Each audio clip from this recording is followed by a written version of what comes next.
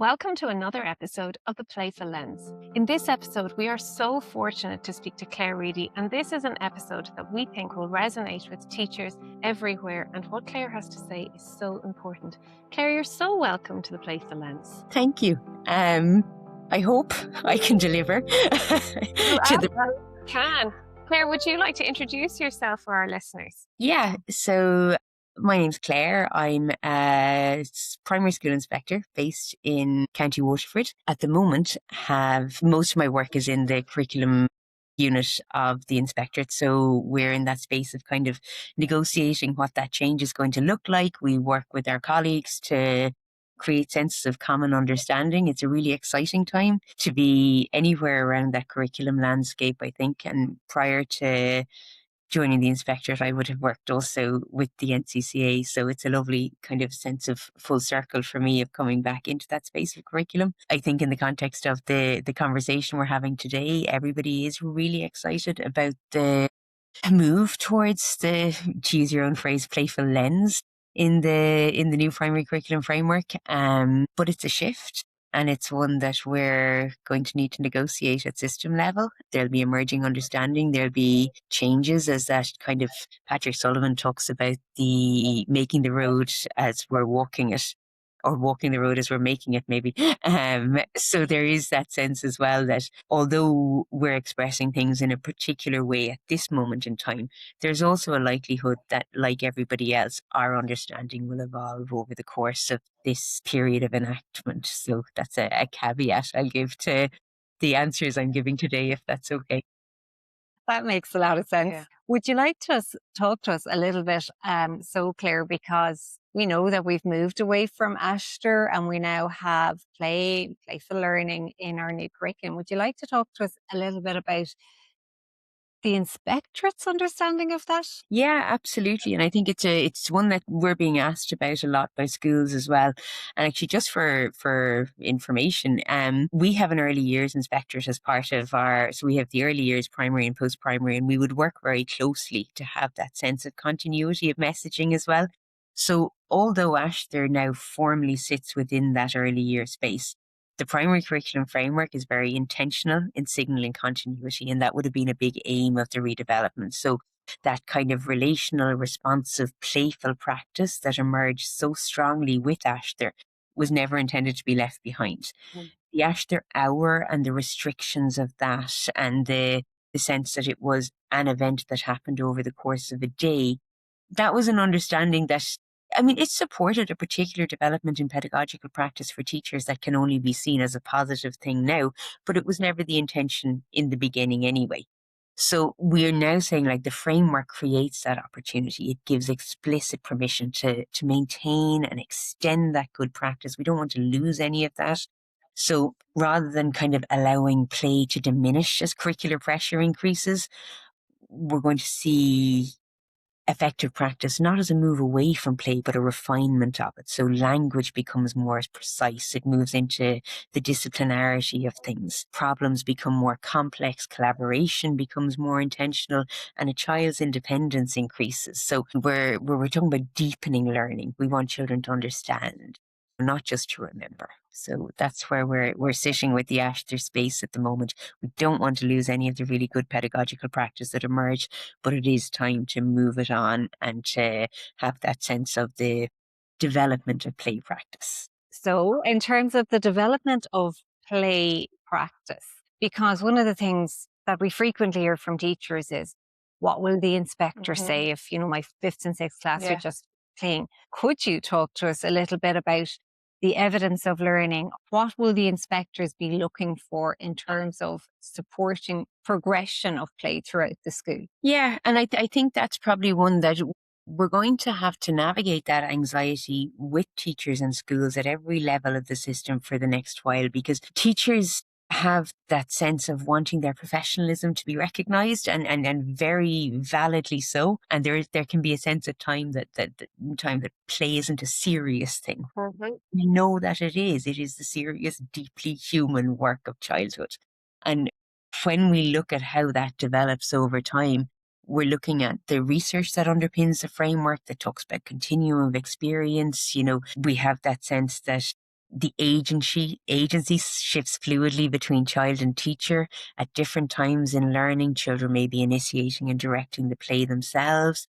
They may be shaping learning with sensitive guidance or engaging in learning experiences that are intentionally teacher-led, but still approached playfully. And all forms of play belong at all stages of primary education. And we need to be really careful in our messaging there, that it's not a sense of developing from one into the other, but that they all exist along that continuum appropriately. So what varies probably will be the proportion, the emphasis, the balance, and the complexity. And that's the professional task that's going to be really tricky. It's not to decide whether play is appropriate, but how different forms of play best serve learning in that moment. And we come back all the time to that piece from Vygotsky where he talks about, the child being a head taller in play, and to be very clear that play isn't something that's low challenge. Play is stretch. And when we do it really, really well, and the characteristics of play that inspectors are noticing very much mirror the play characteristics that would be described in that research work, where we're talking about joyful, meaningful, active, iterative, and social work.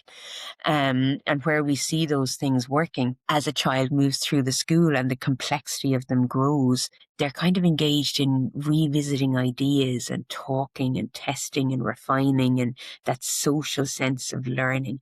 But I suppose the commitment we would give is that we're not interested in the of play so much, but what the children are experiencing.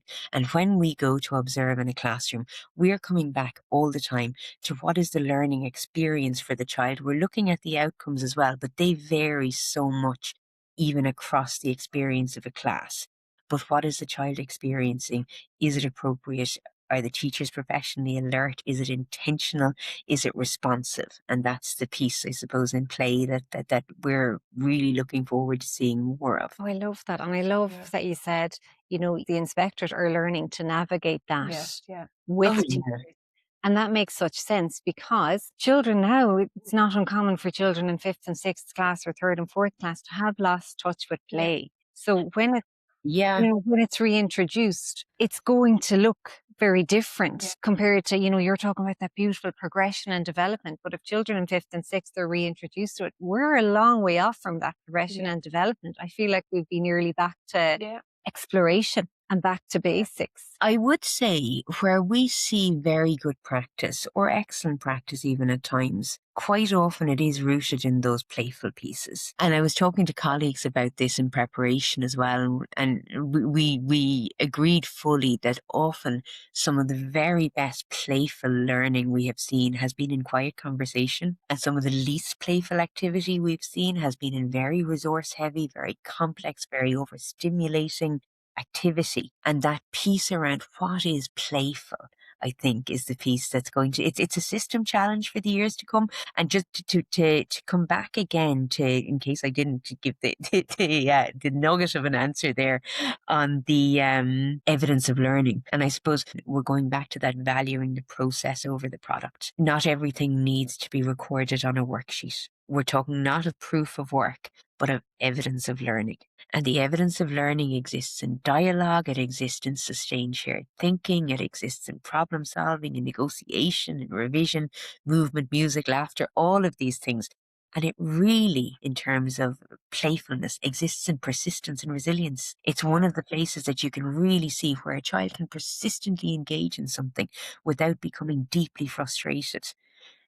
That's often in the teacher's playful leading of that situation. Give it another go, and it's a really iterative process. So we begin to notice learning growing in real time then, not just when it's finished and displayed. And I think, again, from listening to a couple of your previous episodes, people spoke about the classroom wall and that pressure to have things up. We need to check in with where that pressure is coming from, because is the wall something that's supporting the children's learning, or are we under pressure to have classrooms that look like they're performance ready? Yes. That needs to be an invitation to play, an invitation to learn, and the children need to have ownership of that space.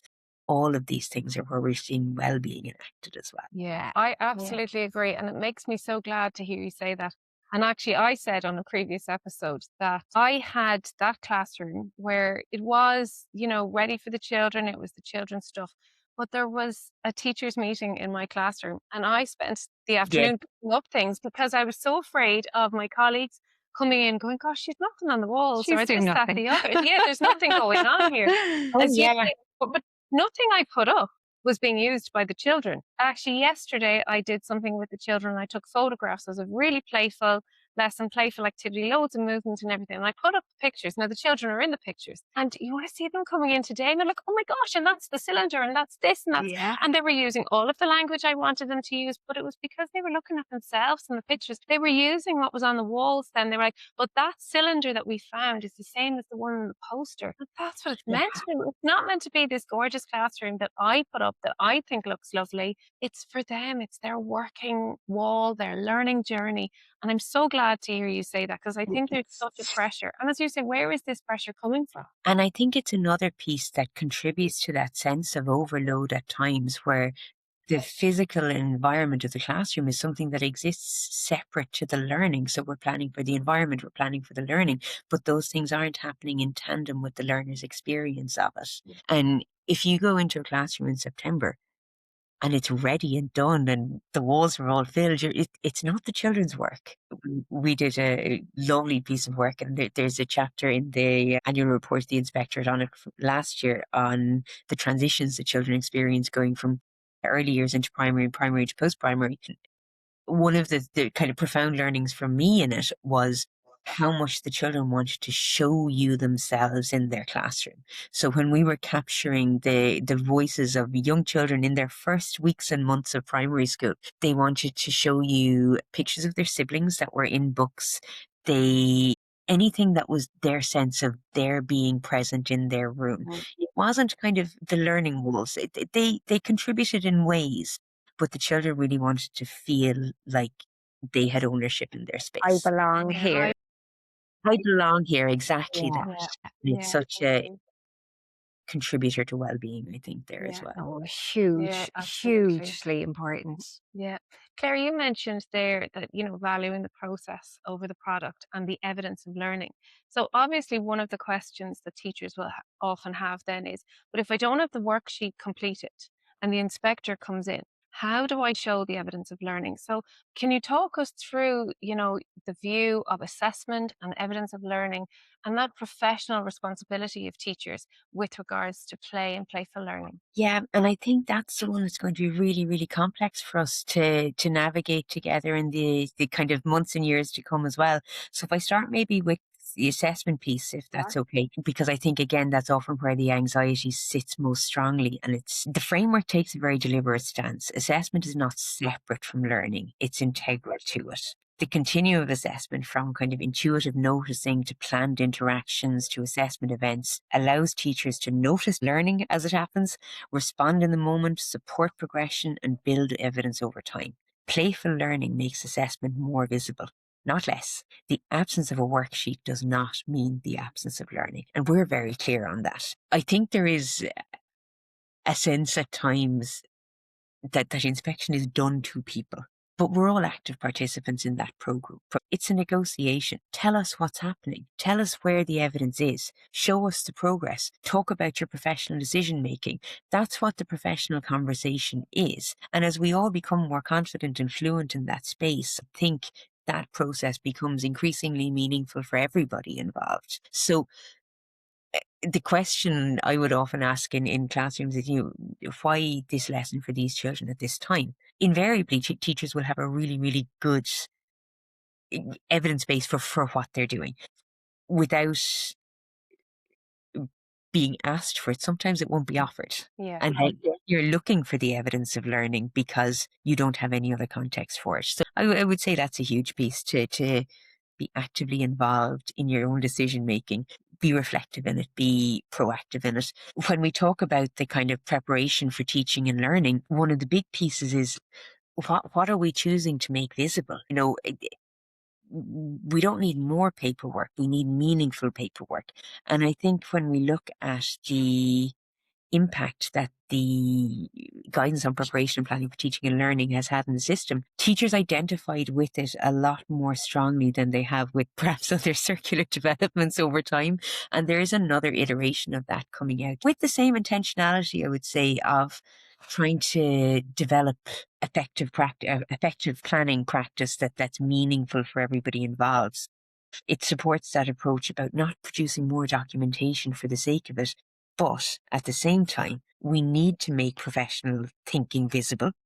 We need to support coherence. We need to know how we reduce that kind of unnecessary workload, and we need to enable reflection over time. So planning for us is very much understood as a living process rather than a static product. And I think if we can come back to that line all the time, we're not looking for uniform templates, but we are interested in clarity of intention, alignment between preparation, teaching, and assessment, responsiveness and context, and evidence of reflection and adjustment. It's so important. Like, if this was what I was planning, but it's changed significantly, not reams of justification, stick a post-it note on it, write on your plans. There shouldn't be a pristine set of plans in one place and something that you're actually finding meaningful somewhere else. We're not there frequently enough for that kind of duplication to be there for the sake of compliance. We're seeing preparation for teaching and learning very much in that space of navigation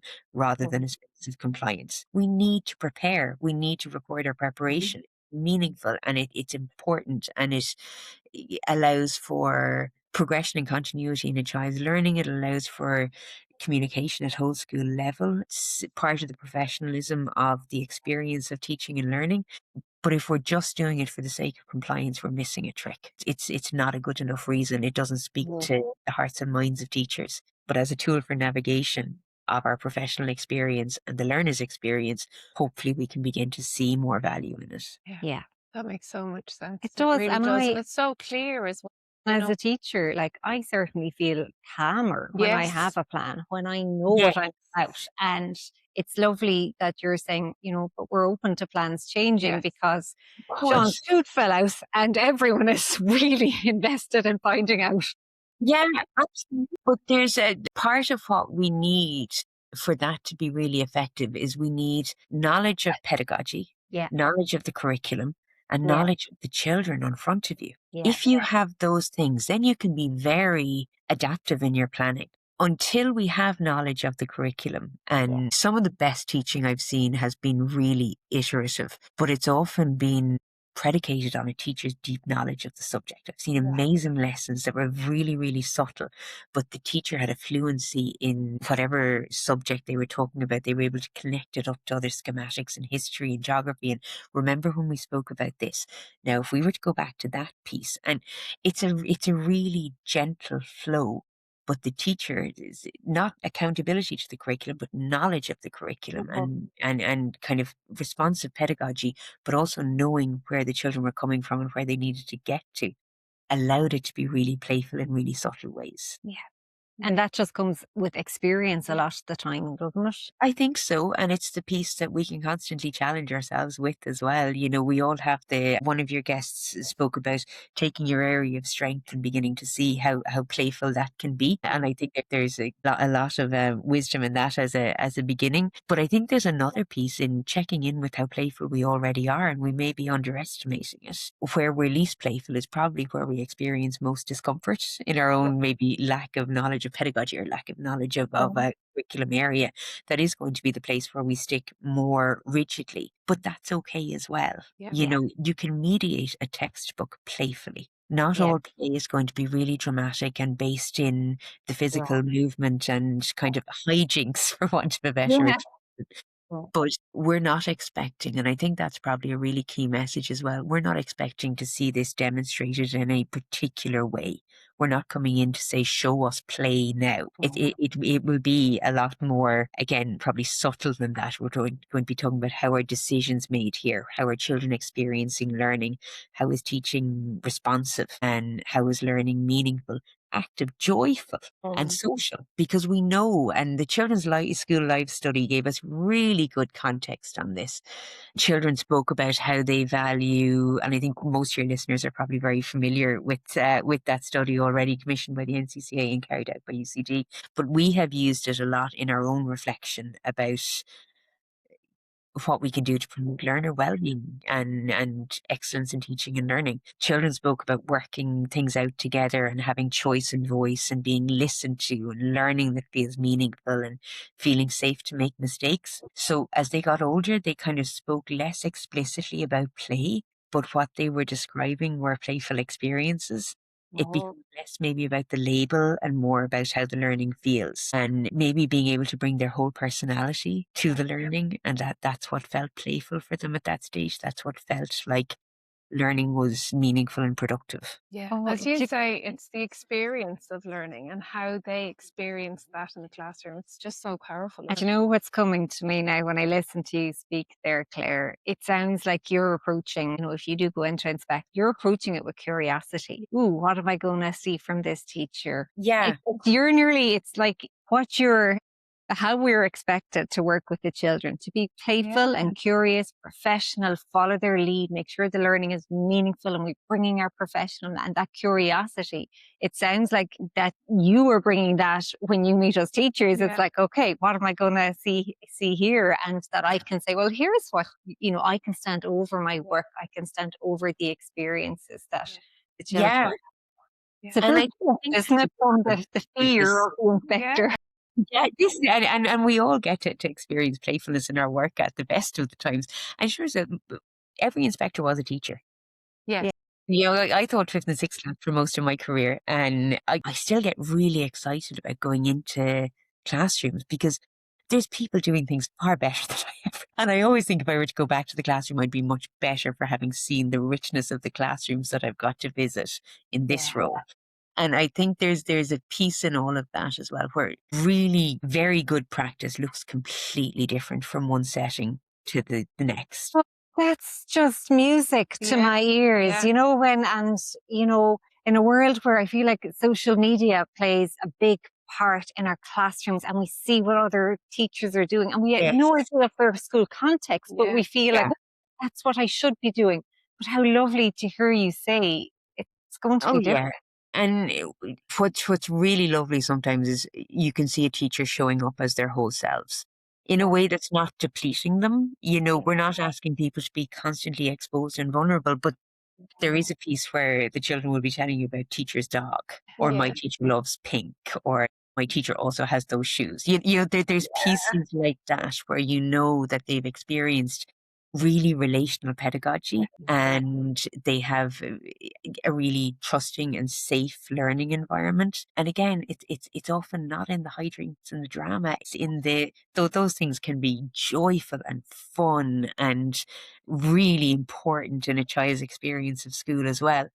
But they're not fun for every child. Yes, yeah. And I think when we're talking about play and we're observing how the children are experiencing it, it's really important to watch across the class. Is this really stressful for some children, or is there something that needs to be adjusted here for this to become more inclusive of the range of children in my class? Do they need a calmer time in the morning? You know where your children are coming from as well. And that situational awareness. And that's the piece where evaluation and professional conversations work really well. The teacher sharing that context. And it is so dependent on context, isn't it? I mean, what I did last year with the same level might not work with this class. Or the teacher next door, we're both teaching the same level. What works in her class might not work in my class, and vice versa. So it is all context dependent, really. And I think teachers have to be okay with that. What she's doing next door, just because I'm not doing exactly the same thing, that's okay, because I'm doing the best for my class and their experiences. Yeah. And I think when we're going back again to that evidence of learning and the role of preparation, that should reflect, we had spoken, this was the general agreement for my class, this is the direction I'm going to just get it down, because when you go back to think about that again, you're going to wonder about why you made these decisions.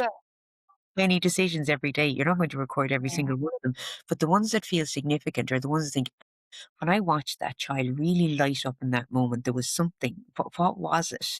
Or why did that work? And what can I duplicate or know or grow from it? Or where was the gap in my own knowledge that meant I couldn't take them to the next step? They're the kind of things that'll really guide us in our own professional reflection, I think. And there's no template that's going to allow us to capture that. No. That's why definitely. we're so resistant, I think, at system level to bringing that sense of, we talk about consistency, right? And we talk about quality. And it's knowing that that looks really different in different places. Consistency is consistency of showing up, and that responsiveness and that knowledge of your children, that context. That's where your consistency is. It's not in doing the same thing as everybody else. And even there's such relief for me in what you said Yeah, there, that there's yeah. no template, because I used to feel once upon a time, well, I'd love to know where I want my junior infants to be. Here is the end point. But that's very unrealistic Yeah. expectations, because I Yeah. haven't. You know, in September, sometimes we're thinking, well, we're going to be here by June, and that doesn't make any sense. Mm.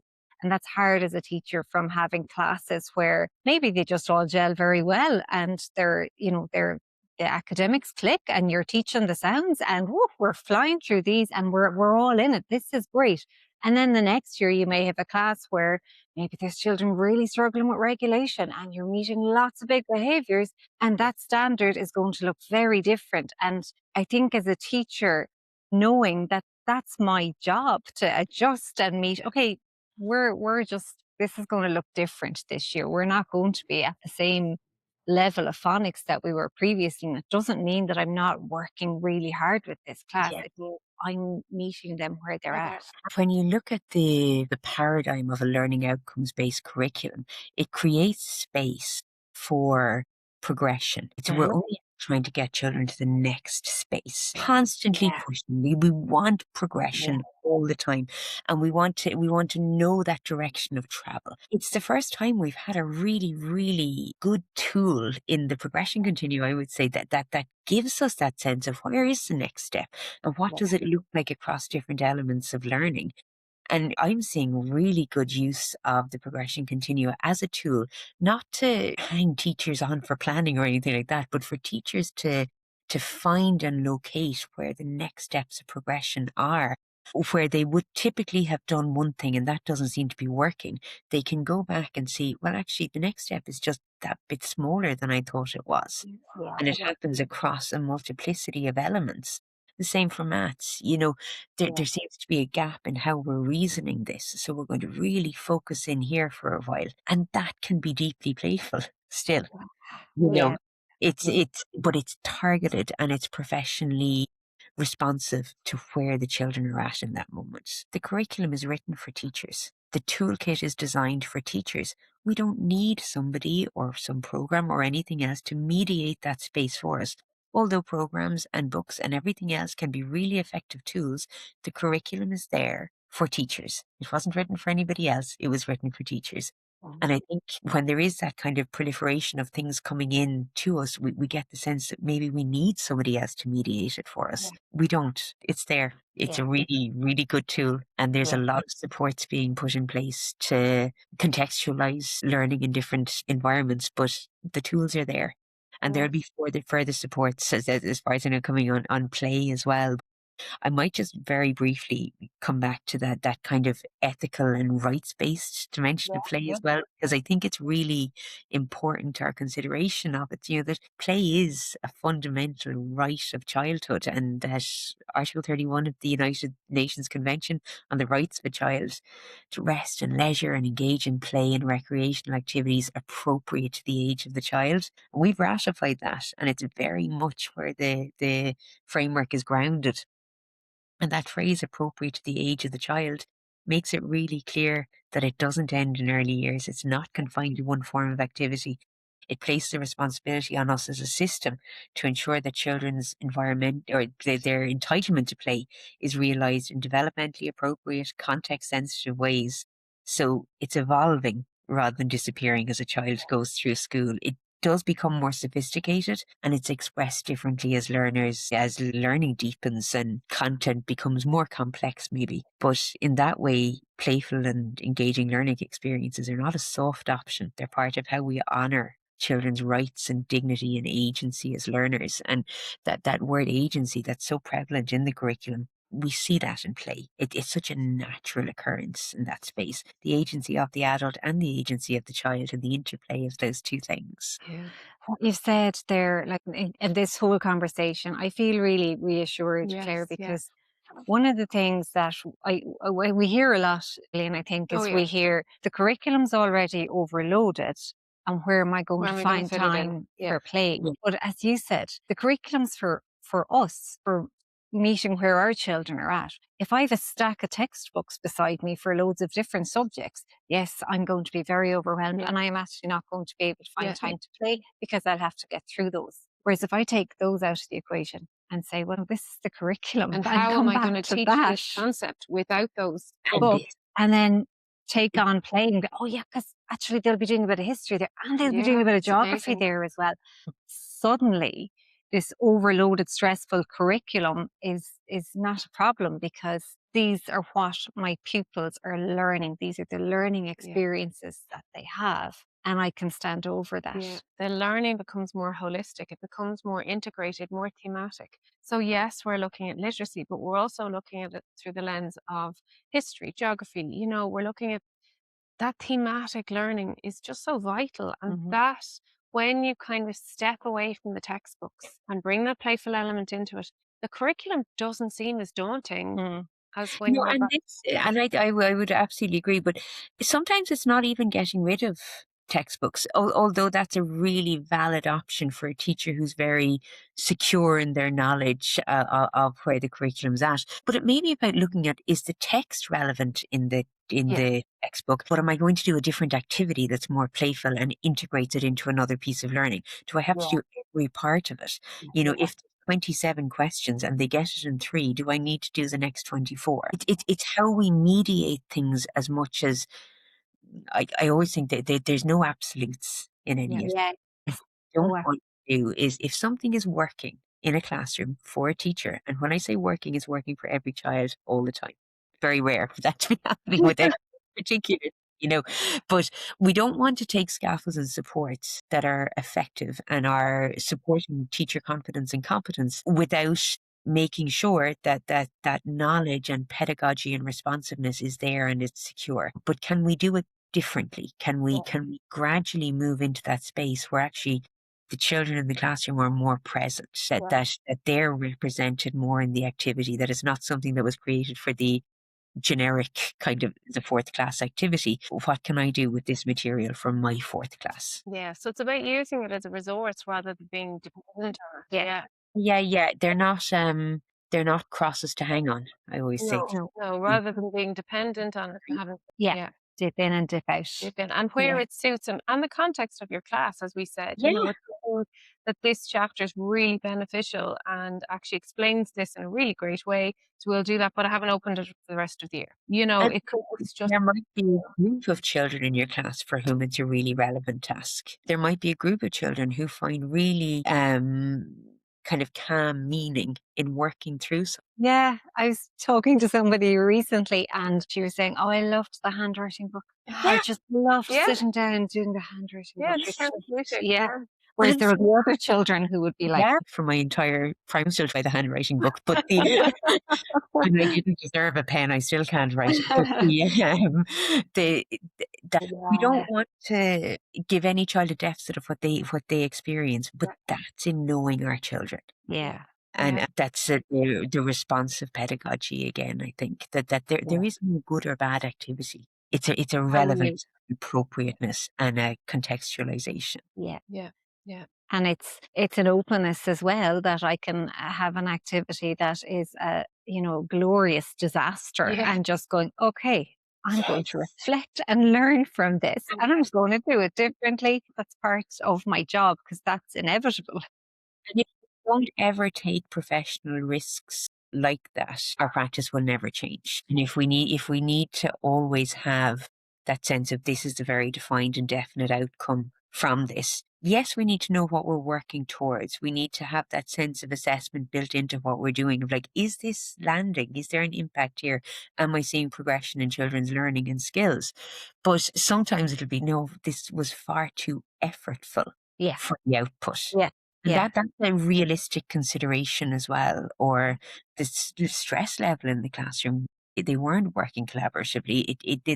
There can be pieces where I would see tasks where the executive functioning or the executive organization of the task is far too complex for the learning outcome. Yeah. So there's a really high demand on cutting and sticking and time intensive for a very small learning outcome. Yeah. And Yeah. seeing if the demand of the task is proportional to the outcome. That's a Yeah. nice balance, I think, to consider at times as well, Yeah. both for the teacher and the child. you know? Absolutely. And Claire, something that you've mentioned quite a lot, and we mentioned it to Helena, is being reflective. Do you think as a profession we need to slow down a little bit? Do we need to take a bit more time, slow ourselves down? What are your thoughts on that? I think we need to be deliberate. Yeah. I think we need to be focused. Things are changing very rapidly, and the privilege of slowing down isn't always there in really busy schools. I think the school self-evaluation process is such an inherently valuable one. I really believe in its efficacy when it's used well. One of the things I would see sometimes when I go into a staff room is, the calendar that goes over like all the weeks of the year. And there is something in every week. Mm-hmm. Mm-hmm. Gosh, that's so much organization, and it's so much change, and it's a lack of predictability in the week, both for the child and the teacher. There's such a high demand, an organizational demand on all of these initiatives and all of these weeks and all of these days. Where I've seen it work really well, schools have identified priorities in their school self-evaluation, and they have only taken on initiatives or programs that responded directly to what they had identified as their school priorities. Yeah. Just because something is really good doesn't mean we have to do it right now. Initiatives, programs, they all come with marketing teams. They're very attractive, and they all have merit, but you can't do everything all at once. So if we use our school self-evaluation process to really dig down and reflect, and again, it's not about the volume of the paperwork produced, it's can we get to the nugget of what we need to work on in our school in this moment. Then if something responds to that, absolutely it can be part of our process of school self-evaluation and improvement. But otherwise, I think maybe we need to be a bit more judicious. This is a time of change. There's so many demands on schools societally as well. But at times I think we are contributing to our own sense of tiny fires everywhere by taking everything on. It might be relevant for the school around the corner. It might be really, really good, but do we need to do it right now? Is it our priority? And if we can get back to our priorities all the time, I think we'd maybe be able to lose a little bit of that sense of chaos, maybe at times. Having to do everything. I suppose what I hear there is to slow down in terms of taking things on, and to slow down to be able to embed this change, and to slow down to be reflective, and to slow down to take on the context, not to slow down in our teaching and learning, but to slow Yes. down in the context of my classroom, of my school, and Yeah. to slow down with rushing through everything. So to be able to work through the teaching and learning, and to give the children those wonderful learning experiences based on where we are. Yeah, and I think to extend that into the classroom as well, there's a lovely Irish concept called cúine and gira. It's that part of the field that the farmer leaves deliberately uncut for the hare. Oh yeah. But it also allows biodiversity to grow in that space. It's uncut, and it allows regeneration, and it creates conditions for things to grow that mightn't survive if they were harvested. And there's probably a bit of learning in that for us as well. It's a metaphor, not everything children do needs to be harvested and formalized and assessed and displayed. And just because we're not capturing the totality of it doesn't mean it's not happening. Some learning needs space to unfold without being captured. And I think when we come back to the essence of what you're working on in particular, the fact that it's not being captured doesn't make it less meaningful. Sometimes it makes it more alive, and play can really live in that uncut space, in that cúine and gira. It's a really lovely thing to keep in mind in the classroom.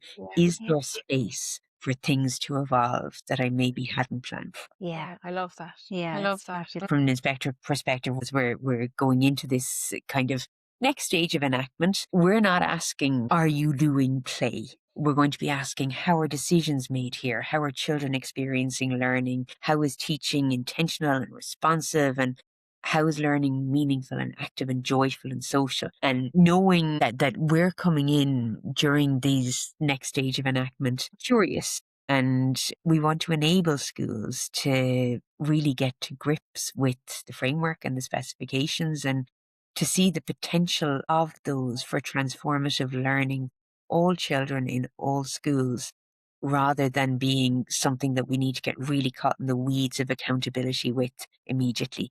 We really want schools to see the opportunity of curriculum and curriculum change, and we can be supportive in that space. Yeah.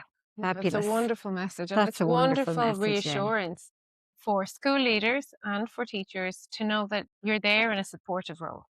So one of the strongest message the inspectorate has given in recent communications, and any of you who've been at the day one of the IDA workshops will have heard it, or there's been a number of different engagements, that curriculum is not a product to be delivered. It's a professional task. It's enacted, it's lived, it's interpreted in context through professional judgment over time. And that language matters because it explicitly recognizes teachers as curriculum makers, not implementers. And play sits so naturally within that framing, not as a program, not as a method to be adopted, but as a way in which curriculum becomes inhabited in classrooms. Claire, are you ready for your rapid fire questions? I think so, yeah. Okay.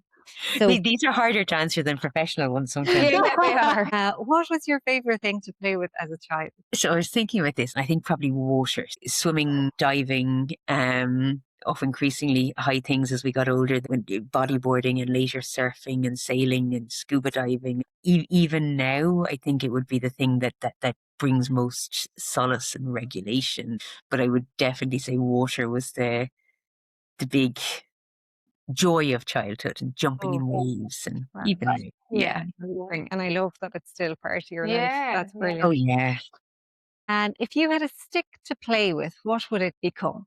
So that for me, it'll be something that I can hit a ball with, a tennis racket or a hockey stick, or anything that I can get into some sort of competitive rhythm with.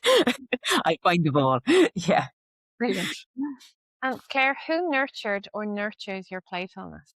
Again, it's a lovely question. I think probably my parents first. We knew every playground in the country, and sometimes when I'm visiting a school somewhere, I still recognise somewhere in the Midlands that we would have visited at some stage. They were great at leaving space as well, not over scheduling. They loved a meandering day. We would have gone to every OPW site, galleries, public spaces where you could just get really absorbed and wander and wonder. I think I've carried that to adulthood, and that piece with friends now who kind of enjoy the same looseness, who kind of walk and swim and sail and head to festivals and dancing and talking, kind of letting days unfold. And we even have it with teams where we're going off competing for a day. There's that kind of excitement of like the whole day is ahead of us. And I think that piece is still really meaningful to me, of having not overscheduled days, but knowing there's going to be fun. Yeah. Isn't that lovely to have? Yeah. Such a lovely way to live. Yeah. And Claire, what is a playful habit that you've never grown out of? Dopamine dressing, I think. So I still like to dress really colourfully and show up joyfully. So colour or texture or something a bit unexpected, maybe like an overgrown 10-year-old at times. So it's a small thing, but I think it's how you show up sometimes can almost indicate how you want to be in a space or a place. Yeah. I think the colourful dopamine dressing is one for sure. Yeah, I agree. And I'm wearing black now, so it's completely contradictory how I normally dress, but I would be very colourful as well. And I always say, oh, it's a bit fun. And, Yeah. it makes you feel great when you know you have a bright top on or your runners are a bit sparkly. I love it. I know this is a complete contradiction, but I do love it. It's dopamine dressing is brilliant. Yeah. Such a thing to have. And what is a small joy that you look forward to every day? I think movement still. I try to bookend my day with it. So walk, swim, tennis, paddle, hike. Sometimes on my own, sometimes with friends. But where I live in Waterford is really helpful. We've beaches and mountains all around us, and that keeps me fairly regulated and playful, I think. Yeah, it's a lovely joy to have every day. So, Claire, if we were to ask you for one final key message for our listeners, what would that be? Yeah.